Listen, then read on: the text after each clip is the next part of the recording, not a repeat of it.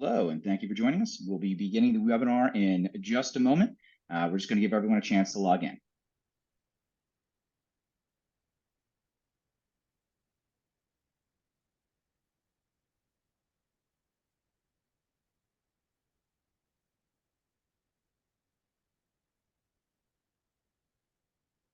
Again, thank you for joining us.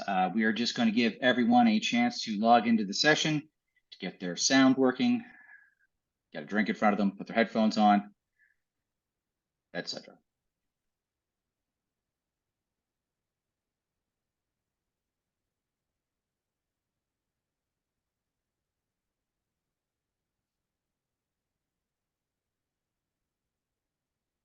All right, thank you for joining us. This is the Miro Consulting webinar on Oracle Java.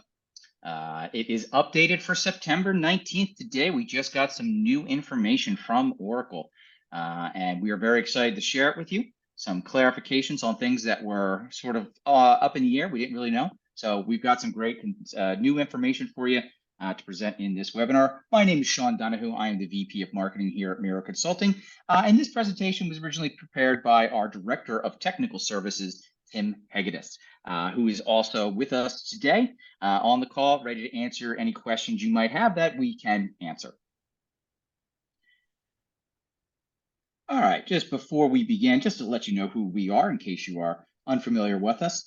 We're the global leading provider of software asset management, subscription management services for Oracle, Microsoft, IBM, Amazon Web Services, and Salesforce. We specialize in license management, audit advisory, negotiation tactics, support management, and cloud services. So basically what we do is we make sure of a couple of things. We make sure you're in compliance. You don't get hit with any software compliance penalties. We make sure that you're getting your best ROI you can possibly get. You got nothing you're not using, nothing you're paying for, nothing you're paying too much for. And if you end up in a situation where you are in an audit, we can help you come to a settlement that everyone is happy with. And best of all, working with us, there's no risk. We have a performance guarantee, and that is that the amount of our cost savings that we uncover will be greater than our fees. Nobody else makes that kind of offer. We've had it for a very long time because we can live up to it. So if you are looking to engage and you are a little unsure whether which firm's right for you, keep in mind we have that performance guarantee. And the very first thing I'm going to start you off with here before the executive summary even is that if you're the kind of person who's like me and you are furiously writing notes and screenshotting things and trying to record, you don't need to do that. I wouldn't have you go through that for my webinar. We're going to put out a lot of data on screen. And I want to let you know after this webinar is over, I'm going to send you everything you're seeing on screen. It's going to be a wonderful little guide. It'll have all the tables. It'll have all the charts. You don't have to worry. You don't have to get your hand cramped and make your carpal tunnel worse by trying to copy all this down. So please remember, I will be giving you something right after this event that will have all of this information. So, why are we here? What are we talking about? We're doing an overview of the changes that Oracle has done with Java since 2023 at a licensing level, not a technical level, but a licensing level. You probably knew that because you're here. We're going to be talking about the cost of the subscriptions, what releases are free, releases like an addition, what are not free, what are going to be unsupported soon, what are already unsupported. It's real tricky. Stick with us. We'll show you the whole thing. We're going to talk about the different agreements you might have with Oracle that covers your Java usage. We're going to talk about what happens if you get a Java sales inquiry. And we're going to talk about upgrading it. And finally, at the end, we're going to take any questions you might have. So this is your chance for some free consulting. By all means, I got a great team in the room with me. They're all ready to go for you. Submit those questions in your question box, and we will take care of it at the end. All right. So let's talk about what's going on. So essentially, since 2019, Oracle had announced that they were going to start charging for Java. And this includes people who are not Oracle clients in any other way. And at this point, we estimate that about 20% of Oracle's clients, these are people who use Oracle products other than Java, have purchased Java licensing. Oracle's going through certain sectors at a time. Obviously, it's starting with bigger clients and moving its way down the ladder. Come on, click it. All right, so let's get to our first poll question. And I always say here, if you answer my poll questions, I will share the results with you. If you don't want to answer questions, no problem. You don't have to answer, but we're not going to share the results with anyone who doesn't answer. So, make it fair for everyone. So let's talk about it. All right. what is your plan for Java right now? And hopefully I want to see if you have a different one by the end, but what are you going to do? Do you have an idea of what you're going to do yet? Do you plan on purchasing? Do you plan on waiting and seeing? Do you plan on, are you going to just get rid of all of it? Are you going to move to something free? You're going to move to a Java alternative? There's a whole lot. If you don't have a plan at all, that's okay. You can say that. We have people who say that pretty much every time. It's been, less than in the original ones, but it's okay to say, hey, wait, we really haven't addressed this yet. And, we probably should. You might have more time, you might have less time. It's really hard to say. So I'm going to give everybody another like 5-10 seconds here. If you want to answer one of my questions, please feel free. I'm going to give you 5 more seconds because I don't like to leave my polls up for long. All right. If you haven't by now, last chance. Thank you very much. Those of you who answered, I will definitely make sure we send you some aggregate results at the end. All right. So what exactly is the way that Java charges now? Well, in January 2023, Oracle moved away from the sort of you license the machine model to you license the employee model. And when I say they're requiring all your employees to be licensed, I mean it. Even if they don't use Java, even if they don't use a computer, if you've got a guy who rakes leaves in front of the office building, he needs a Java license. So that is very, very important to know. And it's not just your employees. It's your full-time, your part-time, your temporary, your outsourced, your agents, your contractors, your consultants, your dog. Okay, your dog doesn't need a license. Well, your dog might need a license. If your dog can log in, he's already got a name. He's a named user.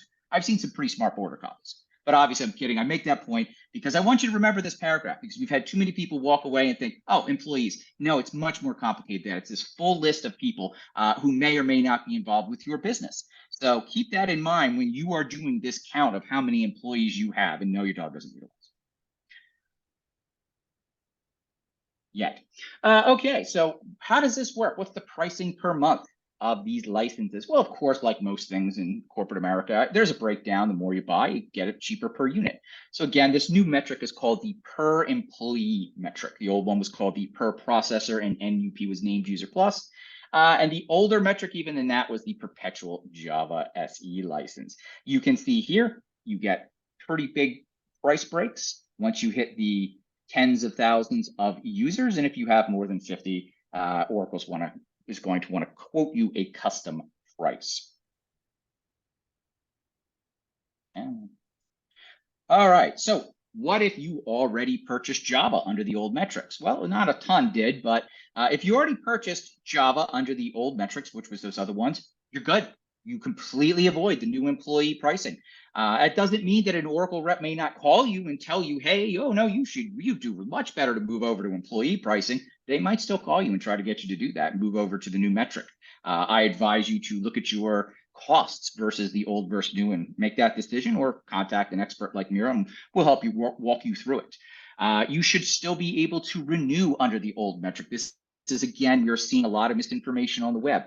According to everything we have right now, if you have the old metric contract, you will be able to renew under it. So if you did that, kudos to you. You probably saved your company a lot of money. If you have like the exact phrasing is if you have the existing licensing, you don't need to do anything. You can see that was Oracle's exact statement here. But keep in note, if you are expanding, that could be a different story if you need to do something drastically different. Oops. Where are we? Yep. Okay, so let's talk about Java phoning home. So Java will phone home. If you install Java on a computer, it will report itself back to Oracle. Now, it's not doing anything nefarious here. It's not trying to catch you out. This is Java just saying, hey, do you have a newer version of this, of myself, that I should update myself for security? Right? That's just a typical security thing to do that a lot of software would do. However, just because of the way the internet works, Oracle's going to have the IP address of that computer that said, I'm Java, I'm installed here. Do you have any updates for me? It could possibly collect more. We're not technical experts. We want to tell you that's definitely going to happen. There's no way it couldn't, but it might track other things. It might track other things depending on versions you have. That's something for your cybersecurity team to talk to them about. Now, it's enabled by default. However, you can turn it off. You can turn off the auto update feature. It's not the phone home feature, so don't go looking for that. It's just the old auto update feature. And you might want to, because if you install the free version for your employees, Java will be perfectly happy to update itself to a paid version without asking any, well, it'll ask your employee, do you want to update? And you know what your employee is going to do? They're going to go, yes, yes, yes, yes, yes, right? So turn that off. And if you don't know how, need some additional help with that, we can show you how to turn that off. Just let us know. So there are a lot of versions of Java out there. Java is pretty ubiquitous. So basically, the only ones we're going to talk about that are relatively new enough that you might see them somewhere are Java's 5, 6, 7, and especially 8. 8 is still relatively common. 5, 6, and 7, not as much, but you might have some software with it. You might have some old hardware that uses it that just doesn't get upgraded because for whatever reason it doesn't need to. So we're going to go and tell you how exactly to tell which versions are paid and free. And then there's another version called Java Web Start, and it is basically Java 8. It is extended to Java 8 is the end of Java Web Start is the best way to think of it. And that's going to terminate in extended support until 2030. We'll get into exactly what sustained versus extended support means, so you can make a decision.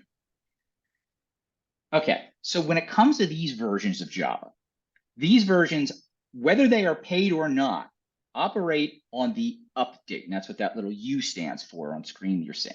So the little update version means when was the last upgrade that thing got. So version 5, you can see here, the last free version was 22 and the first paid version is 23. So if you've got a Java 5 install, you need to dig into the details. We can help you do that and learn what exactly update is this? Because if it's 23 or later, that's a paid version. 23 or 22 or less, it's not. Look at the next one down, 6. There's not always, it doesn't always go sequentially. So what you can see with Java 6 here is that the last free version was 45, and for whatever reason, Oracle never really released 46 through 50, and the first paid version is 51. You can see that continues on with 7 and 8 as well. And keep an eye on 8. Again, I'll send you everything. 8's the one that is the one you're most likely to find in your environment out of all the old Javas that depended on the update. We're going to talk about this for just 2 seconds. I want to make sure you understand what it means in the next table. We have things called long-term support and non-long-term support. So long-term support version of Java is one that Oracle is going to support for about 5 years. So think about that as if you are the type of organization, you want to install one, you don't want to think about it for a long time, you don't plan on developing around it, making crazy changes, you're looking for the long-term support version. You can see it even has 3 more years extended support. If you want to be on the cutting edge of Java development, you are going to looking at the non-long-term support. So that's the 6-month version. You could use that. Keep in mind that it has no extended support and it only has 6 months of mainstream support. So it's a bit of a trade-off there on which one you want to go with. Your development team should be making that decision. But in general, the long-term support one is, let's call it the easier option for you. Now here is the table with some new information. So I have highlighted in red the versions that are free. So if this is what you came for, and a lot of people do come for this one slide, again, I'm going to send you this after, we have brand new information. 17 and 21 are both going to be free. They were both temporarily wait and see. Oracle wasn't sure, especially with 2021 being that it's just coming out of the gate. You can see here right now, this month, September 2023. So if you were doing a, let's get it all installed fresh, the newest, freest version we could get, you want version 21. Oracle has confirmed that is, in fact, going to be a free for the entire edition, in as much as Oracle doesn't change their mind about things, which they're entitled to do. So 21 is your free version. Other than that, 17 was the version you would have had if you, because 21 didn't come out this yet. I think I might have said 21 here. You can see it on my screen here. Since 21 just came out, most people who were using a free one, if you wanted the newest free version, it was 17. Some of you might have still been using the 8 or the 7. One I want to point out to you real quick is 11. If you have 11, 11 is an anomaly. So 11 is a long-term support version that is just ending its premier support now, but 11 was not free. So I want to just call out, if you're kind of looking, you glance, you just want to see here, number 11, not free, even though it is a long-term support. So it bucks the trend there. And as you can see here, there's a couple down here, 18, 19, 20, they're all free, but they're not long-term support versions. You can see they're pretty much all out of date, except for 20 anyway. So 21 is the one you're looking for if you are looking to upgrade as far out as you can to a free version. And that is new as of so soon. I barely got a chance to change the slide today. All right, so real quick, I know this isn't a support webinar and a lot of you may not care about support, but just in case while you're making your decisions here, just take a quick look. Things that are covered under Premier and Extended support are bug fixes, security fixes, things like that. They give you a certain amount of expectation on how often they're going to give you support 24/7, as you can see for the main support here. And you can see what's not covered and sustaining support is new minor updates, bugs, security fixes, upgrade tools, etc. So you can see here, think of it like that: is security fixes are pretty much only going to happen during Premier and Extended, whereas after that goes into sustaining support, it's really not something you want to have your business riding on. So we don't recommend if you don't have to, unless you might have a good reason. You might be in a corner case, but this is just what we want to make sure you're aware of when it comes to what those different terms mean. So let's talk about if you don't want to use Java at all. There are a number of alternatives. So of course, when Oracle announced it was going to make its Java a paid thing, lots of the major players in the industry said, oh yeah, fine, we'll go make our own Java, like Bender here.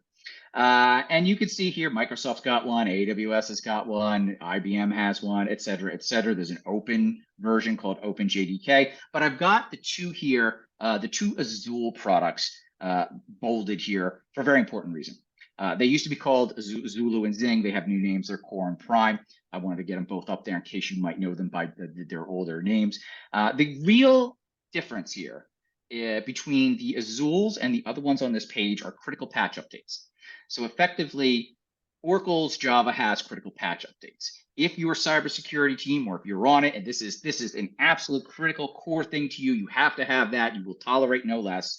You want to use Azul, and the two Azul products are really the only ones that are going to meet your requirements that we know of. One of the biggest pushbacks that we have when working with teams around Java is a lot of times their security team doesn't want to go off original Java. The company's security team tends to come, and sometimes they come in late, and they say, no, we're not comfortable with these open source Java products sitting at the heart of our infrastructure, and they will not allow it. We've seen clients, so they go all the way down that road. They're ready. They got a whole plan to deal with Java. At the very last minute, their cybersecurity team says no. So if you are thinking about moving to one of these as your strategy, please bring them in as stakeholders. They may not care at all. They may have absolutely not let it happen, but more than likely they're going to work with you. And Azul would also be more than willing to work with you or in your security team to explain why they are a valid choice if security is your concern. And if you want any assistance, if helping contact Azul, or if you need to know what should you be asking them, what do I have, what do I need, we can help you with that. Okay, so another poll. And I actually put my polls out in opposite order here, so forgive me. We're just going to do this one now. What is your current Java usage? Have you reviewed where you are using your Java? A lot of organizations become extremely surprised when they see how many places Java's on. What we like to say is if you get a birthday card in the mail and the birthday card sings a song to you, that birthday card probably has Java. And you got to think about it too, in that a lot of organizations think, oh, my servers and my laptops. Well, do you have handheld devices? Do you have point of sale devices? Do you have inventory devices? What else do you have? You might have things that you're not even thinking of that are going to have Java. So the question here becomes, for organizations who want to pull it out or want to change over, move to free one, do you even know where you have it yet? So thank you very much. I really appreciate your polling answers here. Thank you for your honesty. Again, you answer any one of my questions, I'll send you all my poll results. Okay, so let's talk about the agreements. We've seen clients before who they pick up the wrong agreement when they're trying to find out what the rules around their Java usage is. So real quick, if you've got a pre-2019 Java, which is 8, 7, etc., anything earlier, you are under the Oracle Binary Code License Agreement. If you are after April 2019, you might still have 8 or 7, but anything definitely 11 through 16, you have the Oracle Technology Network License Agreement. And wait for it, if you have 17 or above, you've got the Oracle Fee Terms and Conditions Agreement. If you need help understanding what any of those are, or you perhaps don't have a copy of yours, please contact us, we can help you. So let's talk about a Java sales inquiry. So it's not a Java audit. They're just calling to talk to you. So real quick, sales teams or Java sales teams, they are separate from other sales teams. They're going to be calling you. If they haven't by now, they will. They're going to ask you, are you licensed? They know whether you're licensed or not. They're going to ask you what your plan is. They're going to start pressuring you to buy a license if they think that you are in a vulnerable position, that you need one. If you kind of come back and say, nope, we already did everything, that's a different story, but they're going to start calling you, and they're not just going to call you. They're going to call everyone on your team. They're going to call other people at the organization. So it's always a good idea for any sort of organization to have a software asset management policy where your employees know you shouldn't be giving out information to the vendor just because they ask for it. Because a lot of us have very, very helpful employees that will be too helpful.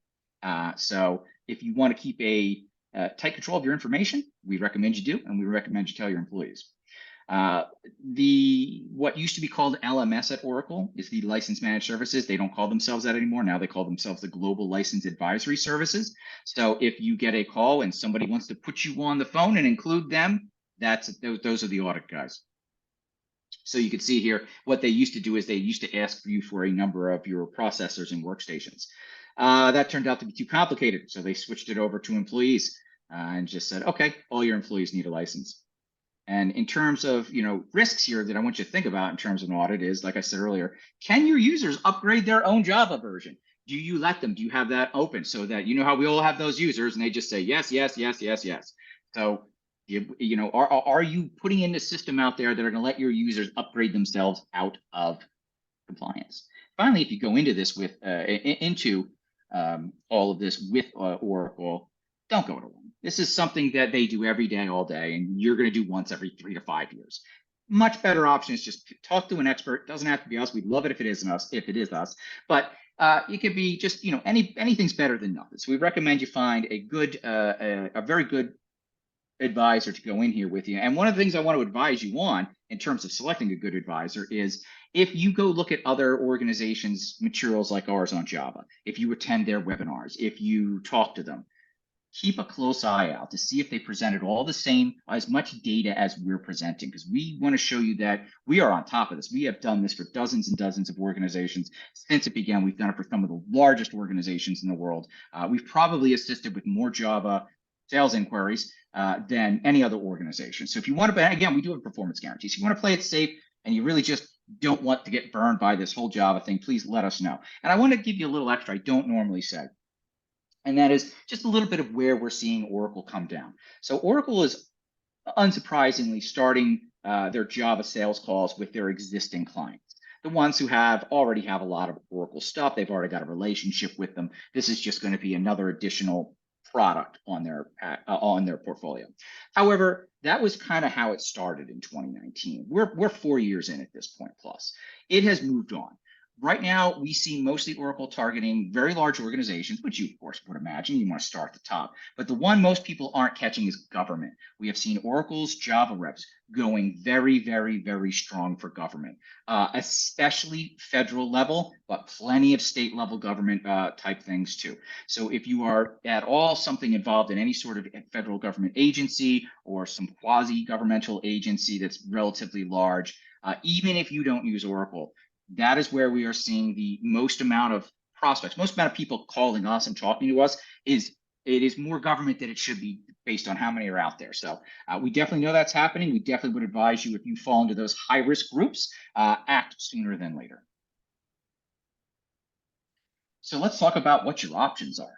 Well, this is another big gotcha that most of my viewers, subscribers here, get caught completely off guard. And that is, what is the pricing level and does it come with back pricing? So that is absolutely very, very,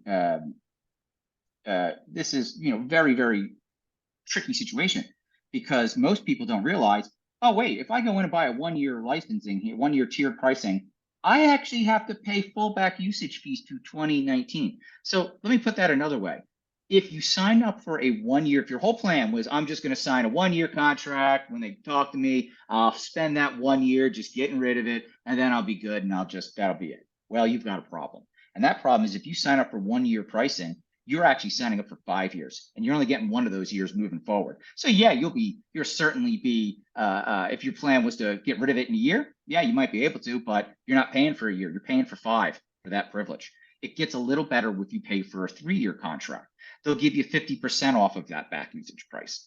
And finally, if you do the full 5 years, you get discounted pricing and you get no additional back pay. So back usage fees. So that is super important. If this is absolutely throwing a monkey wrench in your plans, let us know. We can see if we can help you work around this based on certain things. So it's not absolutely universal, but it's definitely universal if you try to go do it on your own. Again, 1-year contract, 5 years, 4 years back pricing. Okay, now my poll, I promise. Question is, have you been audited? So we like to take a look at this, and we have to say, and when I say audited, I'm talking, have you gotten a sales call? Because if you've gotten the sales call where they're asking you about Java, the process is started. The wheels are in motion. You're going to end up, those calls are going to get more and more kind of direct, more to the point. They're polite people, don't get me wrong, but if you're using their product without a license and they want to collect their revenue and you're getting value out of it, it's how the world works. So thank you again. I appreciate it. And like I said, if you're getting those calls, that is the start of the process. They don't just give up and go away if you say, you don't answer the phone, or if you tell them you're all good, don't need any, thank you very much. It's, they're smarter than that. All right, guys, thank you again. It's pretty good here. Thank you. I'm going to send this all around afterward. All right, and then again, I want to encourage you, if you have not, if you're going to ask a question, you have not now, please put it in the question box so we can get to them at the end. And I know some of you sent me some questions during the registration. We're going to get to those too. And anybody on my team, if you've caught any questions come in as I've been going through this, I'm not paying attention to the question box because I'm presenting. Please, make sure you drop those answers in now so I can get to them at the end of the slide. All right, so what are your conclusions? Well, you probably have a Java that requires a license somewhere, unless you've actively gone through your entire systems with a fine-tooth comb, unless you've got some really high-level guys girls, women, who have done this and who have looked through all of this stuff on your system, then you probably don't know. You probably, it's not one of those things you just want to assume Java is everywhere. There are multiple versions. Some are long-term support, some are not. I want to encourage you not to go through a whole exercise to install a version that's not long-term, only to have to replace it 6 months later and go through the whole process again. Like I said, for some organizations, the non-long-term support version may be ideal, but in general, I want just to make sure you understand the difference. If you don't want to use Java at all, there are lots of alternatives. They come at different price points. They come with different security levels. They come corporate or open source. There's a lot of options. If you're looking at the rules for your Java, make sure you're looking at the right agreement. If you get a proposal to buy Java, take a close look at it, especially look for those back usage fees. And understand what it means to upgrade. So, when I say that cost, compliance, compatibility, that's what I said earlier. If you're an IT team or you're a procurement team, and you looked at this and said, okay, we're going to buy this one. That's what we're going to do. We're going to go open source. You better talk to your security teams and maybe your legal as well, because we've run in many organizations where they don't do open source, period. It's against their corporate policy. We've run into ones where they don't do things that don't have the right cybersecurity requirements for them. All right. And lastly, what do you do now? Well, you could do nothing. We don't recommend this. This is just asking for trouble. This is not something that's going to go away on its own. It's a matter of when, not if, you will get caught. So don't do nothing. What you should do is be aware. Know where you have, what Java is, what Java you've got, where is it, and like I said, check under the rug, because the rug might have Java. Know your settings. Can your users update themselves out of compliance? Can Java update itself out of compliance? Check on those things. If you don't know how to turn them off, get assistance to do so if you want them off. But keep in mind, if you don't let Java call home, it won't update itself for security reasons. You got to know what your alternatives are. And most of all, get expert help. We would love it if it was us, but it doesn't have to be. Go out and find the right vendor that is right for you. But keep in mind, we're the only ones with a performance guarantee. And with that, I'm going to have some people on my team here read out some questions. And Stefan, if you would like to read our first question while I look at what came in during the meeting. Sure. Okay, so first question would be, what information will give Oracle sufficient confidence that our accounts are correct? Well, because we're talking about employees, they're going to go look at effectively what they're going to go do is they're going to go look at, how many employees does your organization list that it has in places like LinkedIn, in places there's I won't name them, but there are private data sources that you can essentially buy to give you information on companies. I'll mention Dun & Bradstreet. I don't personally use them, but most people are familiar with that kind of organization. So they would go there and they double reference. And as long as your employee count looks more or less honest, they're going to move forward with negotiations from there. Now, obviously, if you're a 50,000 person organization, you come back and say, oh, no, we only need 5 licenses. Yeah, they're not going to believe you. Okay, so let me get to some other ones. Let me get some other ones. Stefan, what's your next question actually before I go into these? Sure. Is it better to get into a deal with Oracle or actually present all the details to pay actual licensing? That's kind of a hard question. I don't really understand what that question's trying to ask. You should have all your details, but you shouldn't necessarily give them to Oracle because, it's your company's private information. You really only want to give another organization the information they need so that you can transact the business. So I would definitely be aware of what you've got and where you've got it going into negotiations, but I wouldn't, you shouldn't hand in anything that isn't required by any means. And if you're not sure on what is and isn't required, it will depend on your situation. It's going to depend on what other products you might have, what other relationships you have with them, if any. That's kind of one of those. It depends on where you are and who you are and what you're doing. We could definitely give you an idea with that. All right, Steph, I think we have one more question from previous, or was that it? Well, there was 2. I mean, one of them, of course, is asking if this is going to be recorded, which, Yes. As Sean's already reiterated, we will send this to you after the webinar is over. And then someone had, I guess, sent us a comment about, I guess they wanted to understand changes and alternatives to assure the best cost model. Well, the best that would essentially be what works out better for you in terms of how the metrics go. So, for example, Azul still works the way Oracle used to work. Azul will does it by processor, and I believe named user. Don't quote me on the named user, but I'm pretty sure I'm almost positive they still do it the old way. So, you call it Oracle's probably the most expensive option. I don't want to see definitely because I don't know the exact cost of some of the other ones. I know I can tell you it's going to be cheap. The cheapest one's going to be the open source one in terms of you're not paying for it, but you might need more help running it because if something goes wrong, there's no one to blame.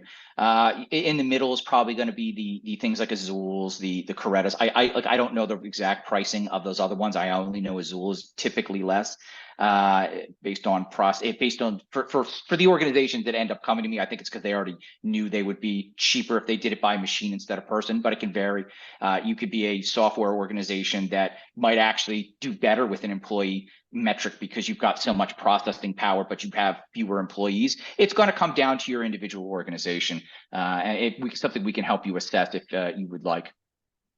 And with that, I'm going to jump over to the questions that have been asked, and every one of these questions is always anonymous, guys. I don't ever mention your name when I'm asking the question, so by all means, if you have one. So one was, would Oracle work with clients? Would Oracle work with clients to charge based on named user rather than enterprise? And yeah, they would if there's a good reason for it to be the deal to go that way. So if you come to Oracle and they're very flexible and you say, hey, I've got a use case here I want to talk to you about. I definitely want to do it my way and not that way. They would talk to you. They would work something. And they're not going to guarantee you that they're going to say yes. You can come up with something crazy. They're going to say no. But there's absolutely they'll be willing to negotiate for you if there is a good reason.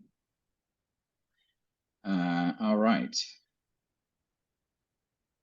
So remaining on free and supported versions is a good option until you have finalized approach. Yes, assuming that the new releases have been tested and are compatible.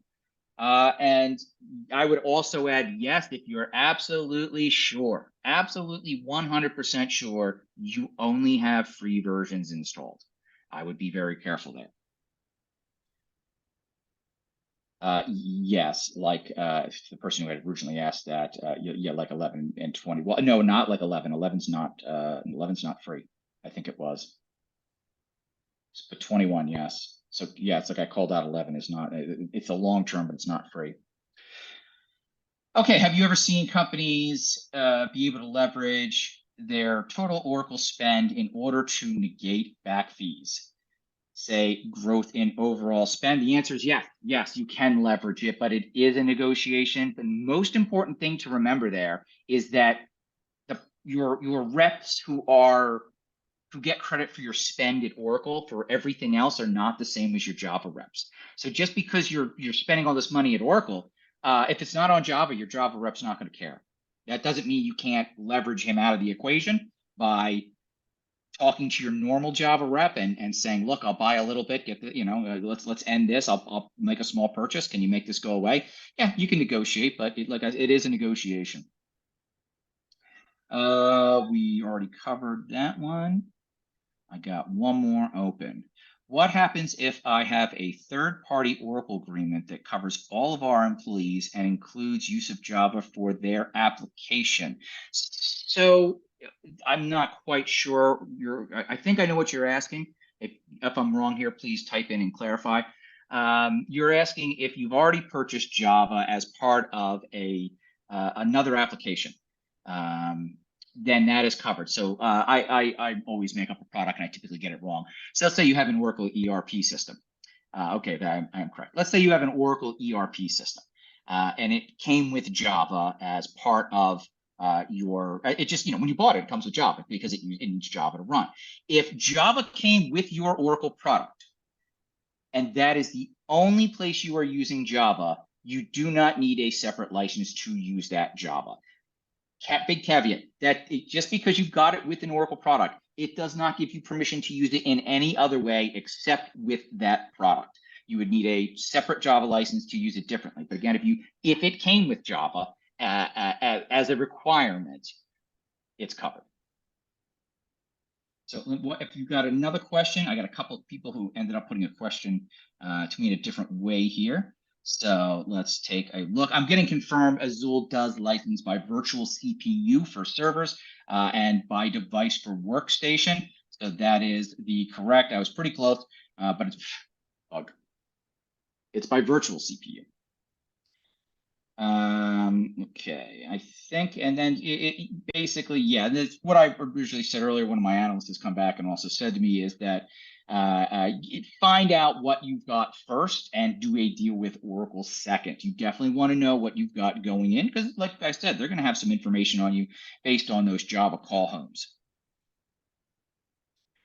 All right, so I think that is it. If you have any final questions, please put them in now. And I would just encourage you that, like I said, if you want to go down this road, really the best case scenario is, don't try to wing it. Don't try to just kind of muddle your way through. Don't count on the fact that you might already have a great relationship with Oracle. You think you do, and your rep loves you and all this, because it's a different rep.